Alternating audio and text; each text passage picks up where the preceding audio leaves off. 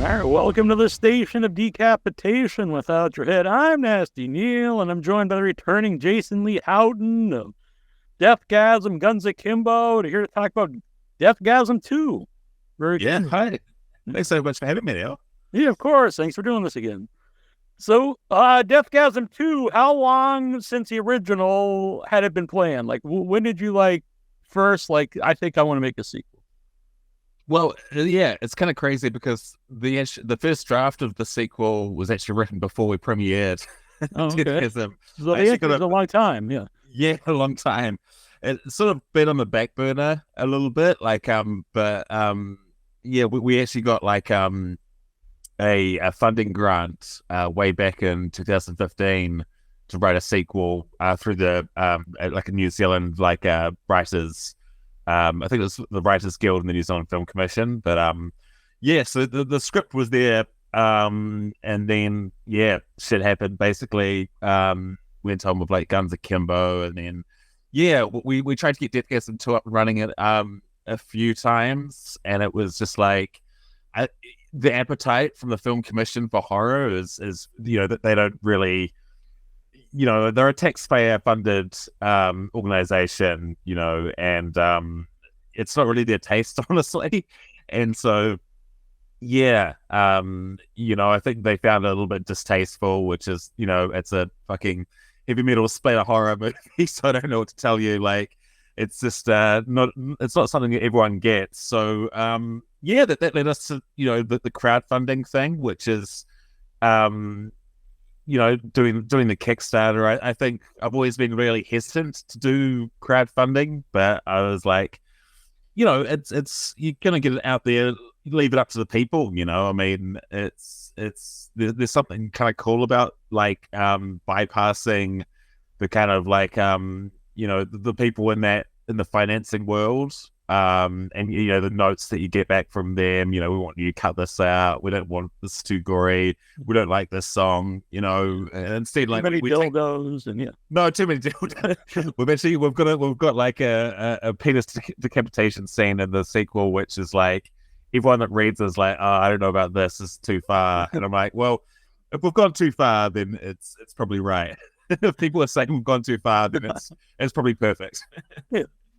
So how much has the original script changed from the one that you're working on now?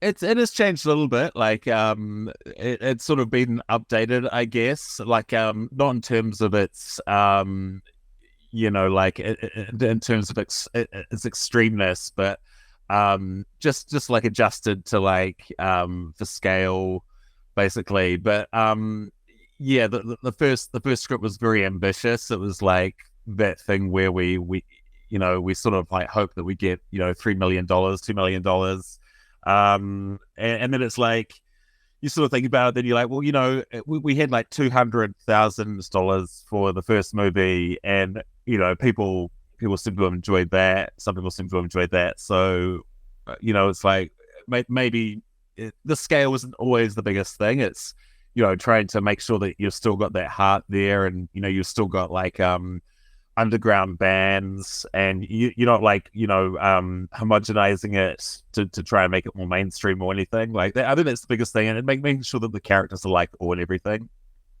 Yeah, and in today's world, a lot of stuff that you wouldn't think would do well with a bigger audience, like Terrifier 2, for example.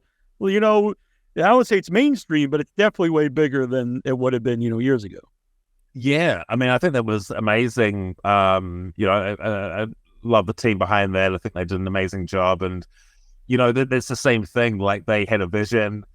It's the sort of thing that it wouldn't get made by definitely wouldn't get made by studios, but even a lot of distributors would be like, oh, we don't really get this, and they just did it themselves and just made it happen. And there's something, and I think fans really reacted to that. They came out and drove to support it. I had it amazing. It was a crazy time because the new Hellraiser and Halloween dropped on streaming, and then Terrifier 2 was burning up all the cinemas. It's what's happening? Yeah, it was gonna open for good 2 days, and then it played for weeks, and it was a really cool experience going to see it in a theater because it was with what I would consider a mainstream crowd, And you could tell the vibe. The people are like, oh, this isn't The Conjuring. This is a much different movie.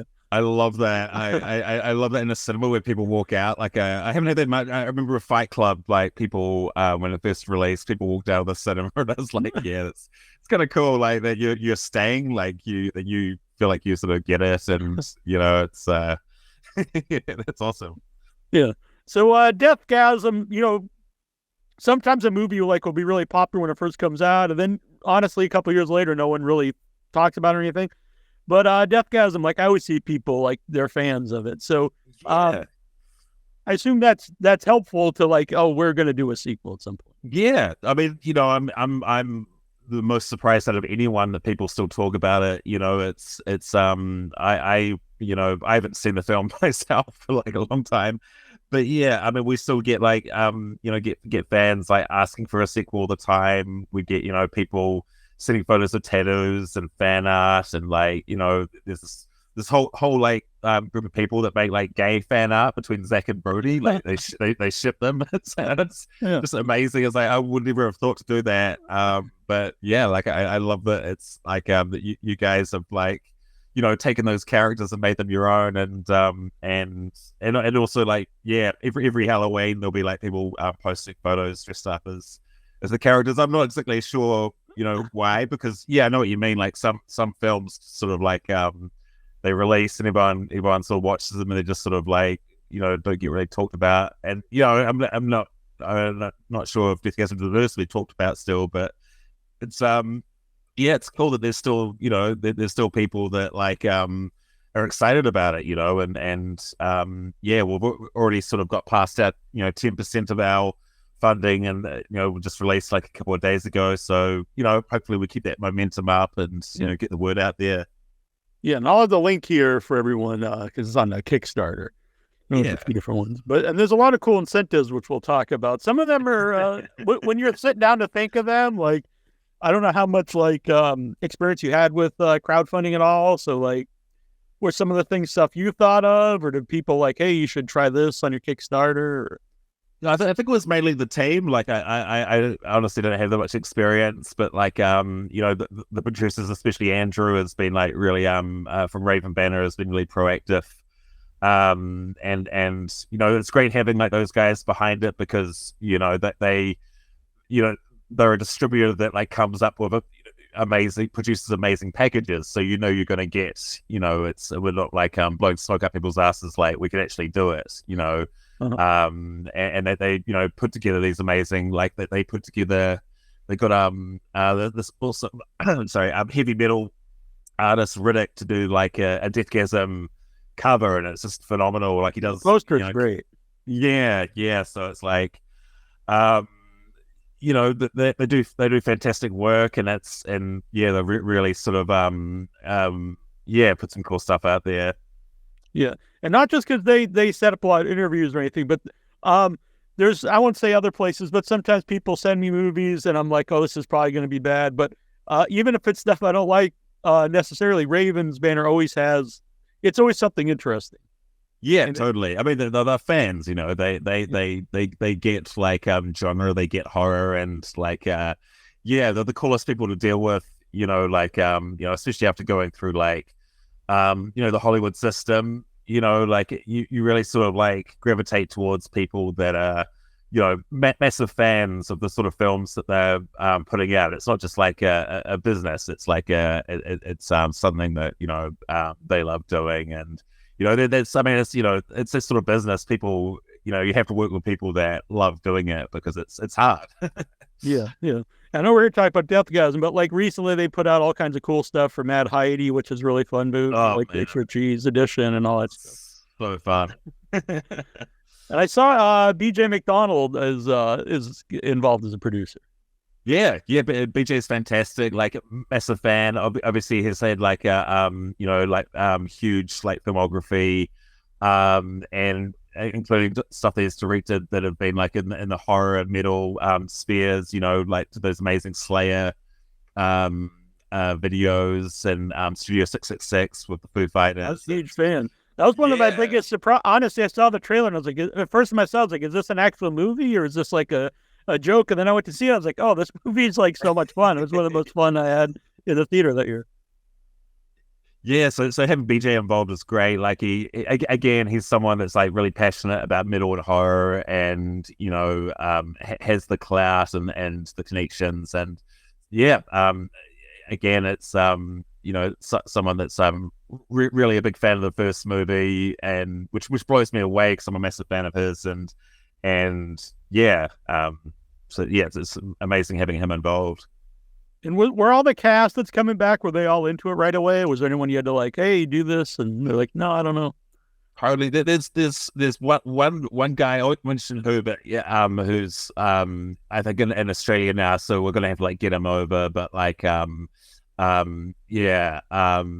want to get it. It wouldn't feel weird. Like I think if like someone wasn't to come back, I'd probably like rewrite them, because it's that thing where it's like Mortal Kombat and then Mortal Kombat Annihilation, where they like recast everyone, and you watch, you're like, that's not rated, like that's not Sonya Blade. So it's it works sometimes, especially iconic characters like Batman.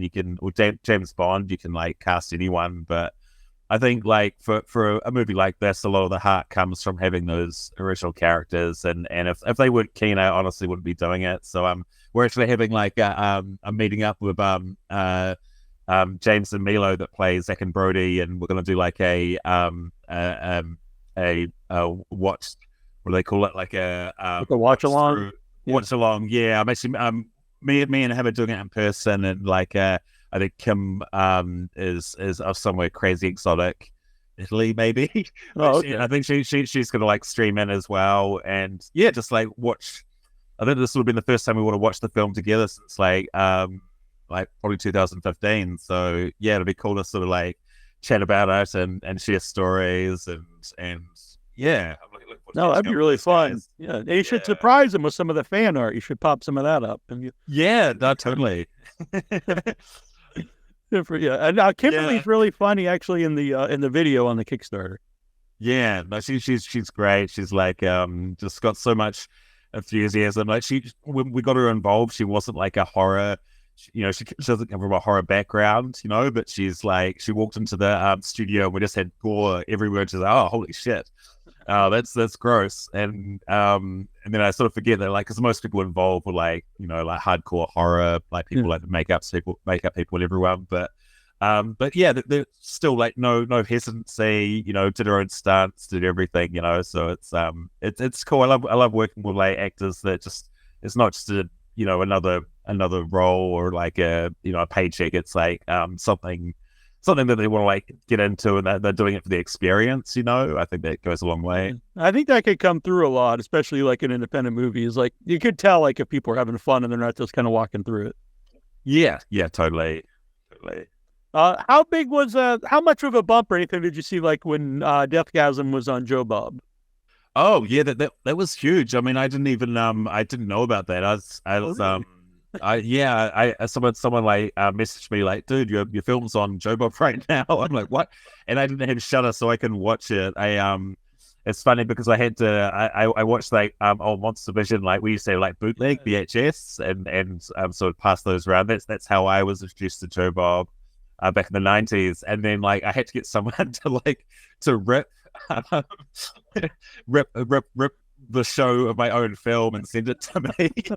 I don't know if Shadow will like sue me for that. But, yeah, that would be a great story. I don't want you to get sued, but it would be great if you get sued. I'm sure they got better things to do. But like, yeah, so it's funny. I had to get a bootleg of my own Shadow, my own Joe Bob episode as well.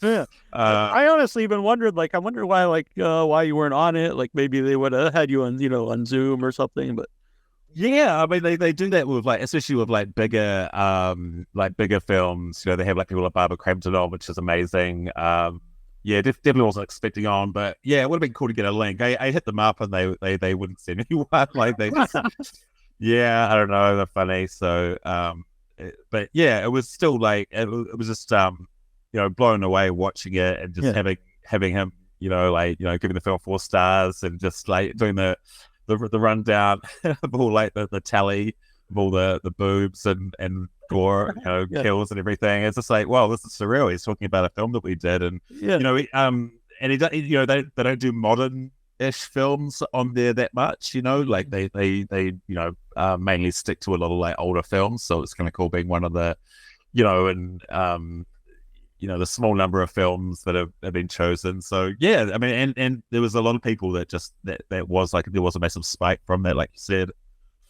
Yeah, that's cool. You get exposed to a new audience. And Felissa Rose called into that episode. She was the mangled deck expert, I believe. Yeah. She would be an expert on that. She's, oh God, I remember because I saw Sleepaway Camp 2 first. So I already sort of knew the twist before, because for some reason Sleepaway Camp 2 was in video shops in New Zealand, but it was hard to find the first one. I'm not sure it's a distributed. It's same as lots of films. Like, we had Fruit of the Gods 2 and The Hills Have Eyes 2, but not the first ones here. So yeah, but I went into it knowing, and so it's really interesting watching that film and just knowing the twist is going to come. It's but yeah, I mean, quite a progressive role, I guess. Now looking back on it, yeah, definitely. A weird in my town, I didn't have a theater for a long time. Then when we did, it never showed R-rated movies until Jackass 2. That was the first R-rated movie they showed, and I was like, of all movies, this is the one like we have to break the R rating. It's crazy. Yeah, we were the same. They wouldn't play a lot of like horror. I remember I think Dracula was the first horror that I saw in a cinema in New Zealand. Francis Ford Coppola's, and then Jason Goes to Hell and Hellraiser 3 came to cinemas here, but I was too young to watch them. And I remember seeing Warlock 2, the Armageddon in cinemas and being blown away. Like, I'm in a cinema watching a horror movie, but to be honest, like most of my horror movie experience has been VHS, which is why I still love the format, because it's what I grew up on, and yeah, I've got someone did a bootleg VHS for the first Deathgasm. Hopefully we'll get like a proper official release for the second one. Yeah, because Raven Better are awesome, but yeah, it's just cool watching it all like scratchy and glitchy and grainy. That's like how I imagined watching it. That's probably if everyone was going to watch it, I'd be like, that's how I recommend watching it. Yeah, there's a lot of movies I actually think when they restore them, it doesn't. It depends on the movie, but I know I went to see like Texas Chainsaw Massacre at the theater. It's 35mm terrible print, really added to the movie. And then the same theater I saw the restoration, and it was like crystal clear, and I was like, this isn't nearly as good. No, I mean, that film so much, and it just has that vibe, like it's so like grimy and like it feels like you're watching something you're not supposed to watch. It does feel like it feels like some sort of documentary or stuff film or something. It just has that. Oh man, such a classic. But yeah, you're right. Like it's some movies I would just rather watch on like VHS or like watch a print. It just doesn't. Yeah, I mean, it's cool. It's cool that there's like that, re-releasing films on Blu-ray and everything, though. Yeah. Like does. Yeah, there's certain like Phantasm looks really good, cleaned up. It really depends on the movie, I guess. It does. Yeah, you're right.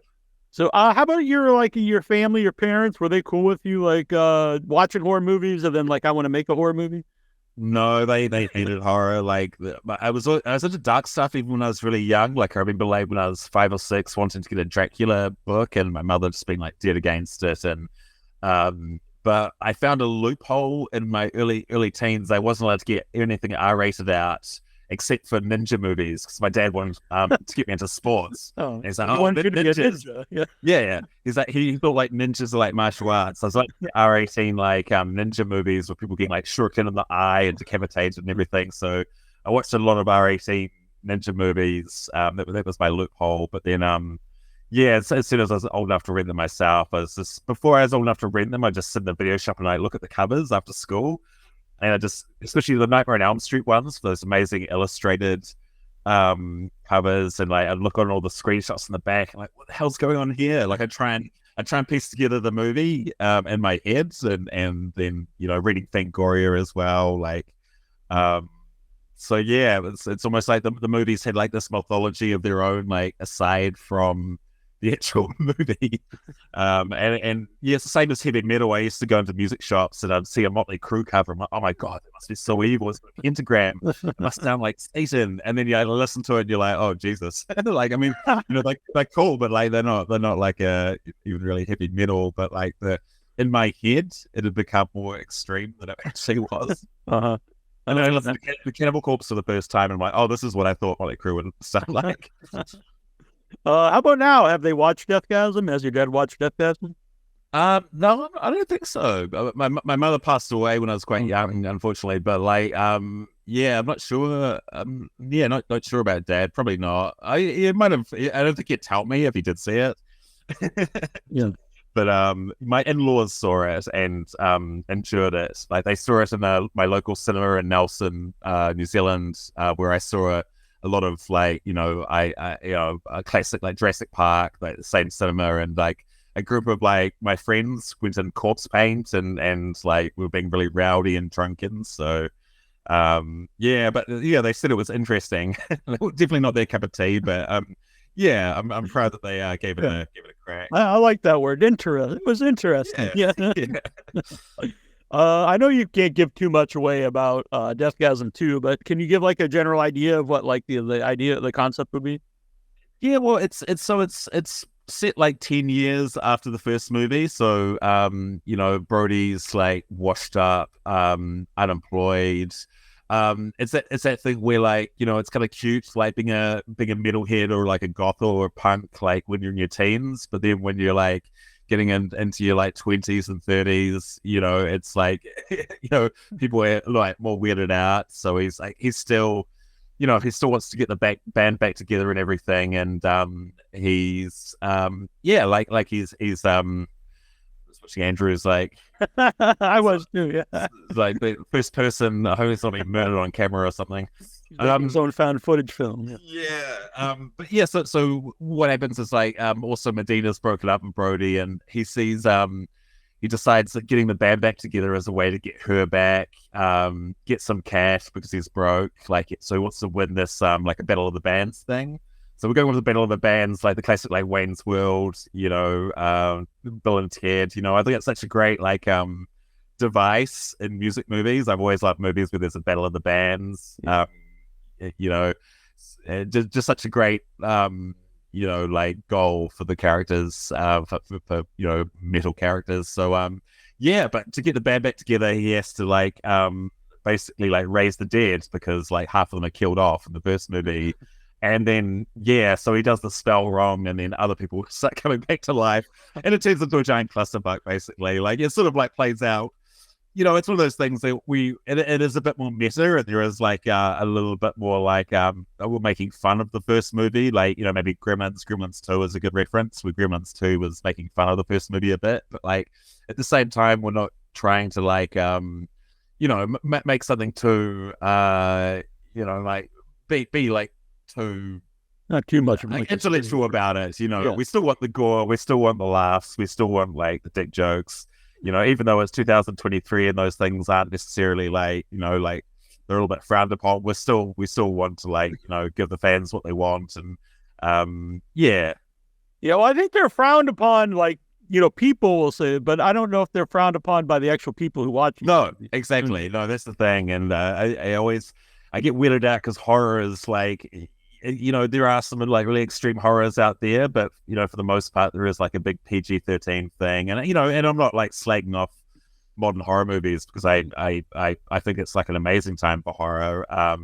But there is this elevated thing where it's like we're better than the the films in the 80s, and and I'm like, well, that's cool, but I love those movies, and I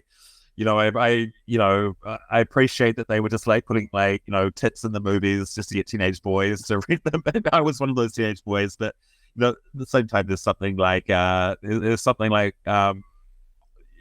weirdly wholesome about that to me. So I don't know. Yeah.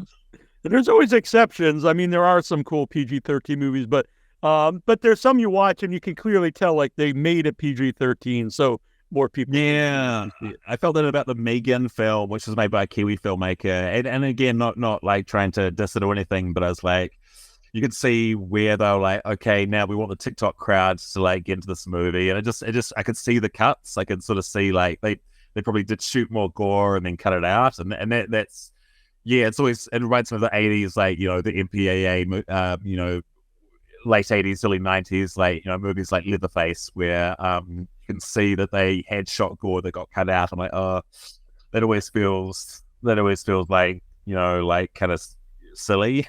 Yeah.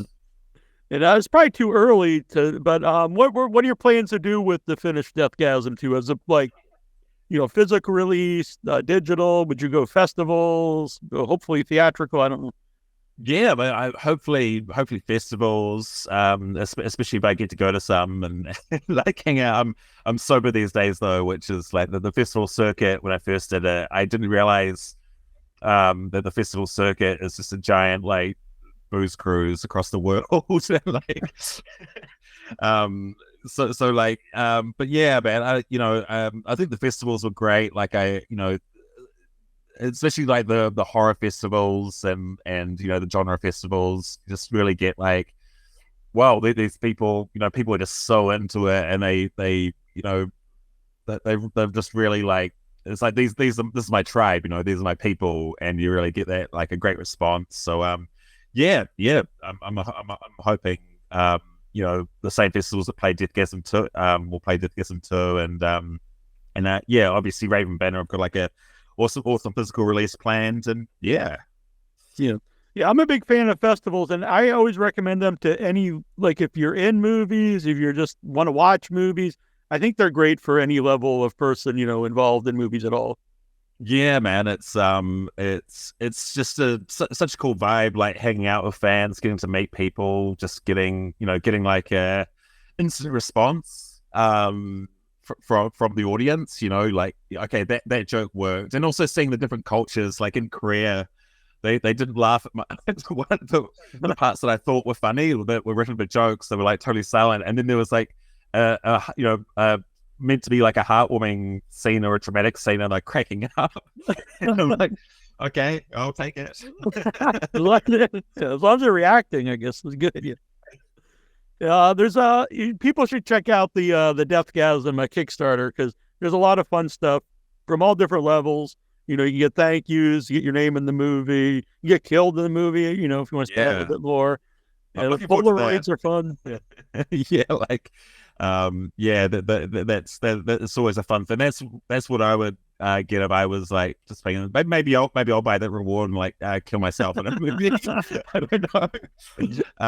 Because that's always like just a fun thing. Like you know, I remember they used to run stuff like the first. I remember like I had a 70s magazine, and for like, it was after the first Star Wars, before Empire, and they had a competition to design a droid. And the competition was way over by the time I read the magazine, but I was always like, man, it's so cool. Like, some kid got to design one of the droids in Empire Strikes Back. I've always meant to like go back and actually find out which one they designed. But it's just cool, like getting people to participate and be a part of it. Yeah, because you know, especially the independent movie, it's like you're making it because, you know, people are into it, and if people can be involved, even just getting thanks in the credits, that's like a really cool thing, I think. I mean, there wasn't stuff like that when we were growing up. You wouldn't see thank you in Friday the 13th Part 4 or something. Dude, I imagine going back in time, I'd have thank yous on all these movies. That'd be so cool. Yeah, exactly. Yeah, I have a friend. He gets his son credit in all kinds of independent horror films as producer, and he's got way more credits than anyone I know. And that's so great. Yeah, so I think it's pretty awesome. So, Deathgasm 2, I'm really excited about it. I love the first one, not just because you're here. I was a big fan of the first one, and I'm really excited to watch another one. Yeah, cool. Thanks so much for having me and chatting. It's been awesome. Yeah, definitely. And we'll do it again sometime. We'll do it when Deathgasm 2 is coming out. Yeah, totally. All right. All right. Very good. All right. Thanks. Guys, I hate to break this to you, but you're dead, you know? You can't smoke. Well, you can light him up and blow the smoke in my face! I'm the worst kind of person. I've been cursed as poltergeist despite the word frightener. Flirting with death because I couldn't wait to reunite with her. Trying to get my numbers up, so I've been two-timing her. Y'all can see there's more to tell. I can feel the scorch of hell. Stalk weather can suck my dick, cause I got me a score 12. Got me creeping through the halls, see me seeping through the walls. They don't even believe in me, let's play a game of true or false. True that I'm the villain and I'ma make a killing, but What do they say? That ain't no way to make a living. Don't be a victim, shit, what are you, chicken? If this ain't entertaining, then I'm rearranging the kitchen. I couldn't stop it if I wanted, I gotta finish what I started. I guess there were too many skeletons in my closet, I don't stop until the screaming starts. I call it bleeding art, you don't need to see this part. Sorry pops, I'ma need your heart.